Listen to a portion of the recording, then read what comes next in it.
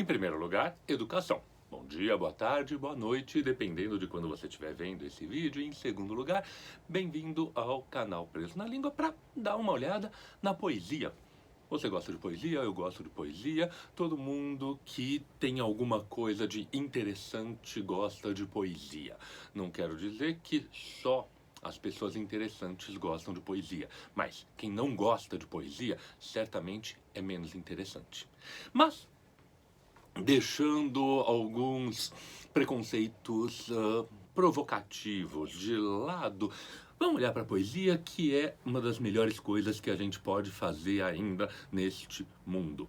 E hoje eu procuro trazer uma coisa diferente, uma coisa nova, um poema da Maria Braz Ferreira, uma autora super jovem, pouco mais de 20 anos, portuguesa, que eu tive a felicidade de conhecer num evento aqui perto de casa e comprei o livro. Gostei bastante. É uma excelente poeta que tem coisas interessantíssimas e por isso merece ser vista. Vamos olhar para a poesia? Olha pra poesia. Olha pra poesia. Olha pra poesia. Olha pra poesia. Olha pra poesia. Olha pra poesia. Olha pra poesia. Olha para a poesia.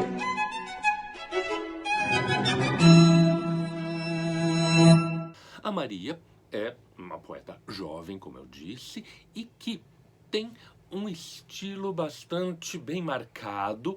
Esse primeiro livro dela, eu falo primeiro, não posso garantir com certeza, mas tenho quase certeza que seja o primeiro, apesar de ele ter sido refeito. Ela começou muito jovem mesmo ao fazer poesia e já refez o livro Rasura mais de uma vez. Os poemas foram muito reescritos e ao reescrever os poemas, ela vai adquirindo uma dicção própria, uma dicção que transita entre as poetas e os poetas de tradição portuguesa, um pouco mais séria, um pouco mais elevada no que diz respeito à linguagem, um pouco mais hermética no que diz respeito às imagens, mas mesmo assim extremamente fascinante.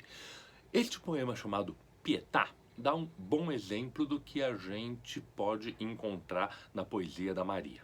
Chegando foi de longe a bravura desse olhar parado, o primeiro ulterior socalco no tempo.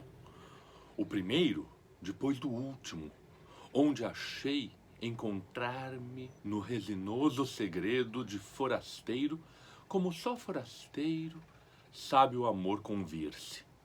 Faz, de tanto olhar, apetecer murmúrios à boca sem boca, o tocador de salmos, a letra fria, o milenar entreter do silêncio.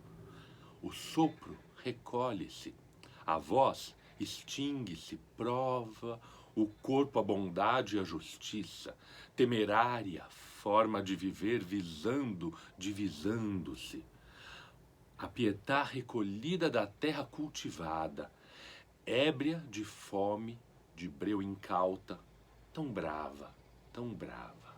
Fascinante, fascinante essa dicção, que não é por ser portuguesa que soa elevada. A poesia portuguesa pode ter coisas de extrema simplicidade, mas ao mesmo tempo sabe também trabalhar com isso que, se a gente estivesse mexendo aqui com os referenciais da poesia clássica, eu chamaria de estilo elevado. As palavras são, em alguns casos, bastante inusuais para o leitor brasileiro. Tem a bravura desse olhar parado, o forasteiro não é uma coisa tão comum, o apetecer, que é mais comum na dicção cotidiana do português, de Portugal, do português europeu. E mais ao final, o ébria, o incauta, são todas palavras que podem soar um pouco elevadas, mas mais do que só as palavras, o contorno da frase é um contorno bastante sério também. E essas imagens muito bonitas que vão apresentando e mesclando duas ideias mais ou menos contrárias, porque o título do poema é a Pietà. A Pietà, a gente sabe, é o nome genérico que se dá para as imagens de Maria recolhendo o corpo morto do seu filho, Jesus. Então, é uma imagem de tristeza, de dor. Ao mesmo tempo, o poema vai evoluindo uma série de imagens a respeito de um relacionamento amoroso, que começa com a bravura do olhar. Esse olhar que arrasta para dentro, esse olhar que aos poucos encontra-se e desperta o amor. Mas nessa imagem maravilhosa de que desperta forasteiro, o amor que é forasteiro, certo? O de fora, o forasteiro, o de fora, aquilo que vem inadvertidamente, é um pouco amor, é um pouco olhar. Essa imagem linda que ela desenvolveu de o olhar tornando-se de estranho em familiar. E olhar que acaba escorrendo para a boca cheia de murmúrios e cria murmúrios. O sentimento amoroso que, às vezes, inicia-se no olhar, mas desperta o que? Fala as palavras, poemas, por que não? Também a gente pode se expressar verbalmente a respeito dos sentimentos, até que a voz se extingue e aí vai o corpo, falando de uma aproximação de caráter mais sensual, sexual, insinuando, porque essa é uma das belezas aqui. Nada é imediatamente nomeado. Para usar a frase famosa do Stéphane Mallarmé, que nomear um objeto suprime 3/4 do prazer da poesia, que é feito da alegria de descobrir pouco a pouco. Aqui a gente vai descobrindo através das sucessivas leituras. Por isso eu sempre recomendo, eu sempre deixo ao final de cada um dos episódios de Olha pra Poesia, o poema novamente acompanhado da linda Dança Húngara número 1 do Brahms, com a interpretação do József Joachim, para ser relido. Na releitura, a gente vai aos poucos descobrindo coisas novas dentro do poema, que é também o que vai descobrindo esse relacionamento ao sair dos olhos, da boca e descer ao corpo, descer a essa forma de viver divisando-se. Maravilhoso verso de uma sugestão sonora impressionante. Para daí vir o contraste, porque até aqui o poema foi evoluindo numa questão de aproximação. E de repente ele enuncia claramente a ideia da pietà. Se até o primeiro momento a gente estava acompanhando, e essa primeira metade do poema, muitas aspas na metade, é o poema quase inteiro, a gente estava acompanhando um crescimento de vida. Agora, na imagem da Pietà, está sugerida uma questão de morte. Essa ideia de morte recolhida da terra cultivada, ébria de fome e de breu, doida. E aqui a gente poderia até fazer uma sugestão, tentar uma leitura interessante, que é na ideia da Pietà, na intrusão da morte, nessa coisa que foi vida e que evoluiu do olhar imaterial para a boca, material, mas não visível, para o corpo 100% vivível, a ideia da petite morte, que é a maneira como o francês denomina o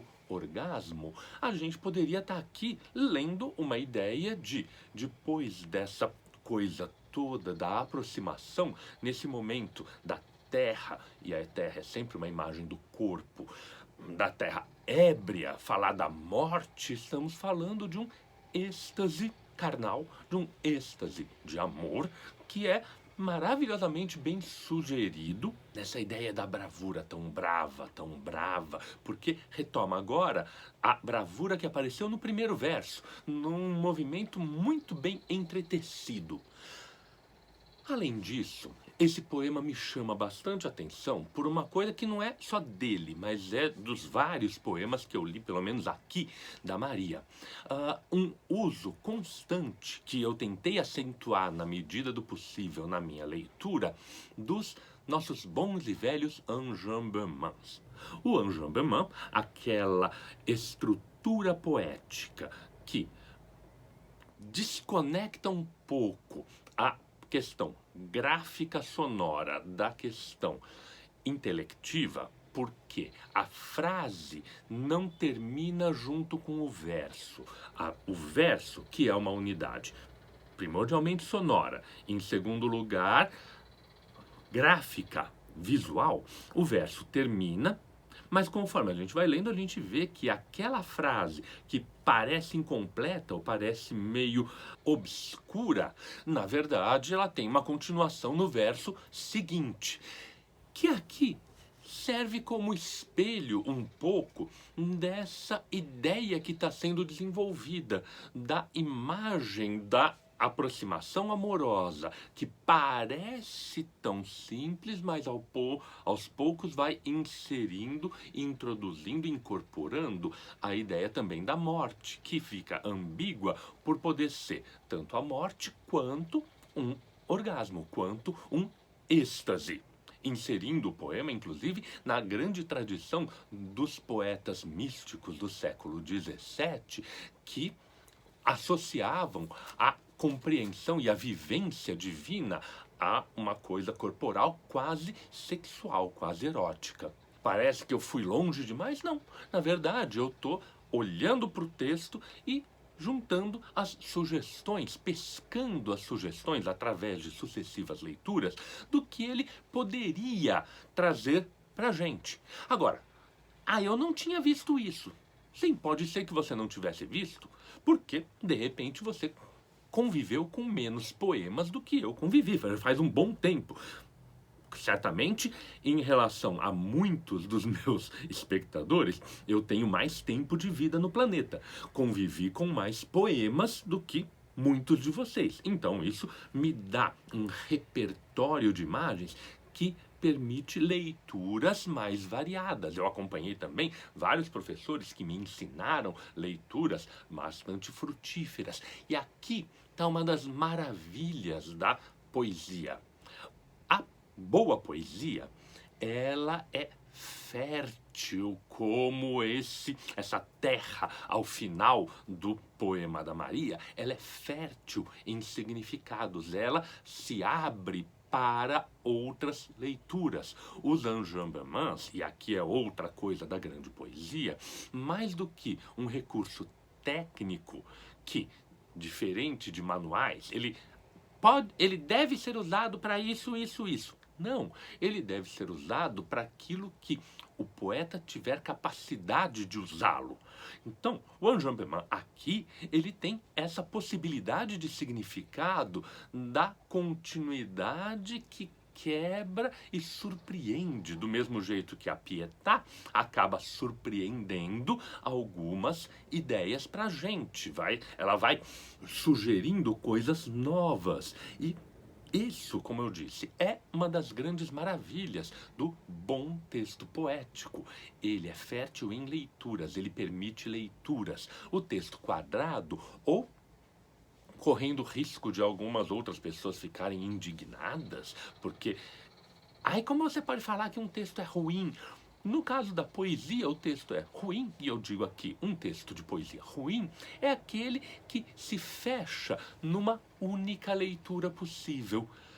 Muitas vezes a poesia didática, ela acaba sendo ruim justamente por isso. Essa aqui, não, essa aqui é uma poesia altamente lírica, altamente expressiva, e uma expressão que transborda aquilo que está imediatamente nas palavras, se vale consciente ou inconscientemente de vários recursos que existem para abrir para o leitor possibilidades de leitura fértil como essa terra ébria de breus.